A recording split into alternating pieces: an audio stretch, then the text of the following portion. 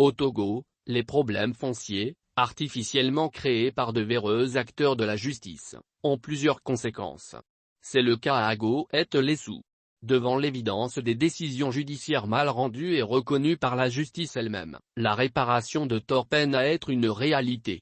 À bout de souffle face aux démarches judiciaires et devant de nouvellement œuvres des bourreaux de cette localité, les populations autochtones et les acquéreurs de bonne foi se tournent désormais vers le président togolais, Faure Gnassingbé, afin que la situation se décante.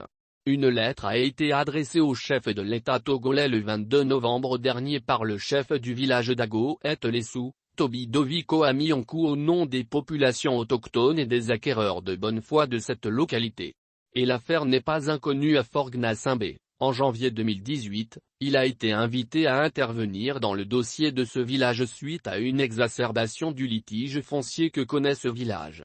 Selon le chef du village d'Ago-et-Lessou, un groupe d'escrocs a par des moyens très peu orthodoxes, falsifié le plan global du village pour l'introduire frauduleusement dans le dossier d'un litige foncier portant au départ sur une parcelle devant servir à ériger une maison d'habitation. Se basant sur le faux document, le juge en charge de l'affaire a attribué tout le village d'une superficie de 14 à 10 à 90 ca au plaignant qui réclamait sa parcelle devant servir à construire une maison d'habitation. Suite à cette attribution erronée de tout notre village à un individu qui de surcroît n'est pas lieu, moi et ma population ainsi que tous ceux qui ont acquis de bonne foi des terrains dans notre village, n'avons plus la paix.